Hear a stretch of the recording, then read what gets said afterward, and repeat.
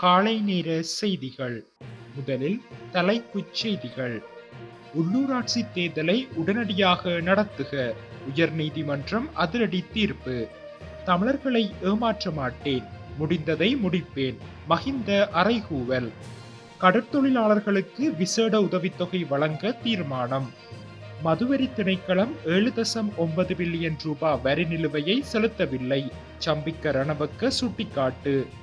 தேர்தல்கள் ஆணைக்குழு மீது ஜனாதிபதி வேட்பாளர் பகிரங்க சாடல். ஈரான் ஜனாதிபதியின் ஹெலிகாப்டர் விபத்துக்குள்ளானதற்கான காரணம் வெளியானது. பறிக்கப்படுமா ரணிலின் கேஸ் சிலிண்டர், நீதிமன்றம் பிறப்பித்த அதிரடி உத்தரவு. தொடர்வென விரிவான செய்திகள். கடந்த ஆண்டு மார்ச் 9 நிர்ணயிக்கப்பட்டபடி உள்ளூராட்சி தேர்தலை நடத்தாமல் தேர்தல் ஆணைய உறுப்பினர்கள் மற்றும் நிதியமைச்சராக இருந்த ஜனாதிபதி மக்களின் அடிப்படை மனித உரிமைகளை மீறியதாக உச்சநீதிமன்றம் தீர்ப்பளித்துள்ளது.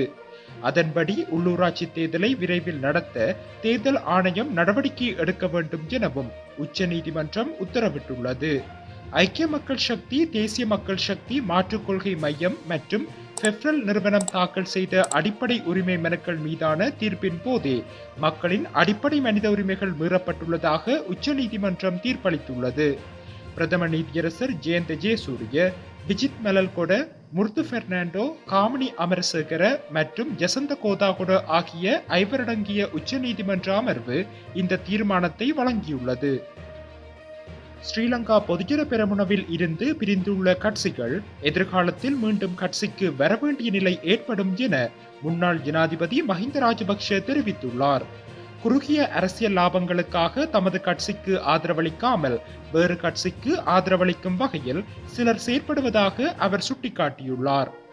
இதேவேளை தேர்தல் காலத்தில் வடக்கில் உள்ளவர்களை ஏமாற்ற வேண்டிய தேவை எனக்கு கிடையாது, முடிந்ததை முடியும் என்பேன், முடியாததை முடியாது என்பேன், தமிழர்களின் கலாச்சாரத்தை பாதுகாப்பேன், மொழி உரிமையையும் வழங்குவேன், ஆனால் வடக்கு மற்றும் கிழக்கு மாகாணங்களை மீளிணைத்து காணி மற்றும் போலீஸ் அதிகாரத்தை ஒருபோதும் வழங்க மாட்டேன். இவ்வாறு ஸ்ரீலங்கா பொதுஜன பெரமுனவின் ஜனாதிபதி வேட்பாளர் நாமல் ராஜபக்ஷ தெரிவித்துள்ளமை குறிப்பிடத்தக்கது. கடற்தொழிலாளர்களுக்கு நிவாரணம் வழங்கும் வகையில் அவர்கள் தொழிலுக்கு பயன்படுத்தும் எரிபொருள் லீட்டருக்கு 25 ரூபாவை உதவித்தொகையாக வழங்குவதற்கு அமைச்சரவை தீர்மானித்துள்ளது. ஜனாதிபதி ரணில் தலைமையில் ஜனாதிபதி செயலகத்தில் நடைபெற்ற அமைச்சரவை கூட்டத்தில் அமைச்சர் டக்ளஸ் தேவானந்தா முன்வைத்த இந்த யோசனைக்கு அமைச்சரவை அங்கீகாரம் அளித்துள்ளது. கிராமிய கடற்தொழில் சங்கங்களின் சிபாரிசுடன் கடற்தொழில் பரிசோதகர்கள் ஊடாக சமர்ப்பிக்கப்படும் விண்ணப்பங்களின் அடிப்படையில் கடற்தொழிலாளர்களின் வங்கிக் கணக்குகளுக்கு இந்த உதவித்தொகை வழங்கப்படும். இந்த திட்டம் உடனடியாக அமலுக்கு வரவுள்ளது. இதேவேளை மட்டக்களப்பு வெளிச்ச வீட்டு மேம்பாட்டு பணிகளுக்காக அமைச்சர் டக்ளஸின் கோரிக்கைக்கு அமைய 11 மில்லியன் ரூபாவை அமைச்சரவை வழங்கியுள்ளது. உள்நாட்டு இறைவரி திணைக்களம், மதுவரி திணைக்களம் மற்றும் சுங்கத் திணைக்களம் இந்த ஆண்டு முதல் 6 மாத காலப்பகுதியில் மாத்திரம் 1680 பில்லியன் ரூபாவை திரட்டிக் கொண்டுள்ளன. மதுவரி திணைக்களம் பிரதான மதுபான நிறுவனங்களிடமிருந்து 7.9 பில்லியன் ரூபாய் வரியை இதுவரை அறவிடவில்லை என நாடாளுமன்ற வழிவகைகள் பற்றிய குழுவின் தலைவர் பாட்டலி சம்பிக்க ரணவக்க தெரிவித்துள்ளார். அரச வருவாயை ஈட்டிக் கொள்வதற்கு பல யோசனைகளை முன்வைத்துள்ளோம். உள்நாட்டு இறைவரி திணைக்களம், மதுவரி திணைக்களம் மற்றும் சுங்கத் திணைக்களம் ஆகிய 3 அரசு நிறுவனங்கள் கடந்த 6 மாத கால பகுதிக்குள் மாத்திரம் 1680.4 பில்லியன் ரூபாவை வருமானமாக ஈட்டியுள்ளன. 2022 ஆண்டு காலப்பகுதியில் வரி விலக்களித்ததால் 978 பில்லியன் ரூபாய் இழக்கப்பட்டதாக குறிப்பிடப்பட்டது. வரி செலுத்தாதவர்களின் 900 வங்கிக் கணக்குகளை முடக்குவதற்கு ஆலோசனை வழங்கப்பட்டுள்ளது. அத்துடன் 18 வயதுக்கு மேற்பட்ட 17 மில்லியன் பேருக்கு வரி செலுத்துவோர் அடையாள எண் வழங்க உரிய நடவடிக்கைகளை முன்னெடுக்க பரிந்துரைத்தோம். இதற்கமைய 5 மில்லியன் பேருக்கு TIN இலக்கம் வழங்கப்பட்டுள்ளது எனவும் தெரிவித்துள்ளார். தேர்தல்கள் ஆணைக்குழு நியாயமான முறையில் செயற்படவில்லை. 39 வேட்பாளர்கள் போட்டியிடுகின்ற நிலையில் தெரிவு செய்யப்பட்ட வேட்பாளர்களுக்கு மாத்திரம் முன்னுரிமை வழங்கப்படுகின்றது என ஜனாதிபதி வேட்பாளர் ரொஷான் ரணசிங்க தெரிவித்துள்ளார். பெப்ரல் அமைப்பு ஒரு தரப்பிடமிருந்து கப்பம் பெற்று விட்டதா என்று சந்தேகம் எழுகின்றது. ஒரு சில ஊடகங்களும் கீழ்த்தரமாக செயற்படுவதாகவும் அவர் தெரிவித்துள்ளார். ஜனாதிபதி தேர்தல் சுதந்திரமானது என்றாலும் நீதியானதாக இடம்பெறுகின்றதா என்ற கேள்விகள் எழுகின்றன. தேர்தல்கள் ஆணைக்குழுவே முதலில் அநீதியை இழைக்கின்றது.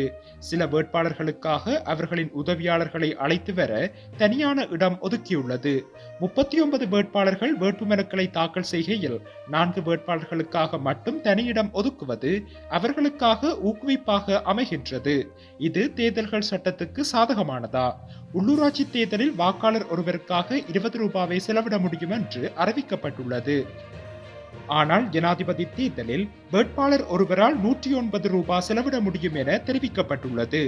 அப்படியென்றால் ஒரு வேட்பாளர் 180 கோடி வரை செலவழிக்க முடியும் என்று குறிப்பிடப்பட்டுள்ளது. இது சிறிய தொகையல்ல.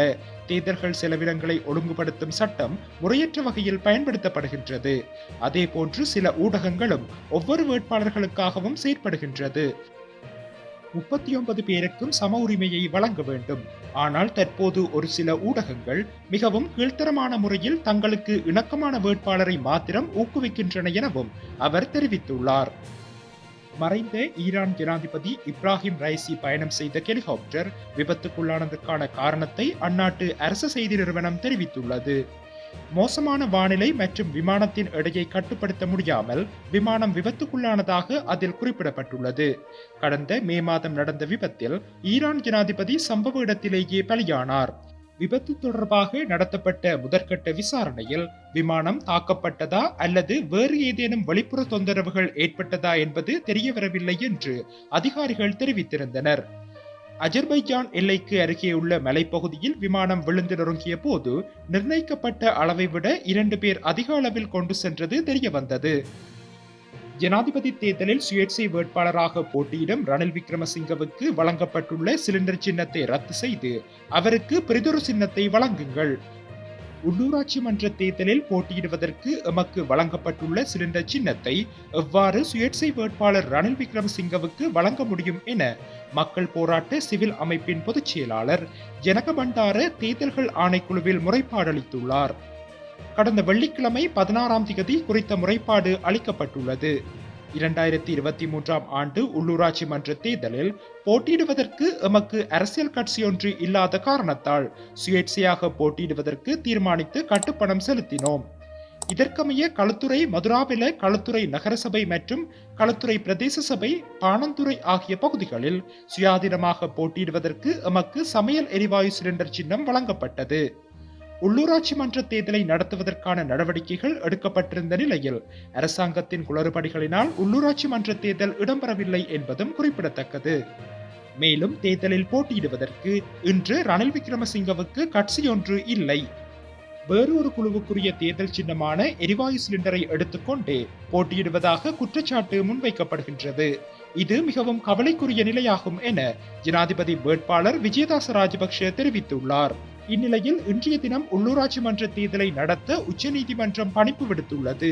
இந்த நிலையில் ஜனாதிபதி தேர்தலில் சுயேட்சையாக போட்டியிடும் ரணில் விக்ரமசிங்கவிற்கு வழங்கப்பட்ட சின்னம் தொடர்பில் மீண்டும் சர்ச்சை எழுந்துள்ளது.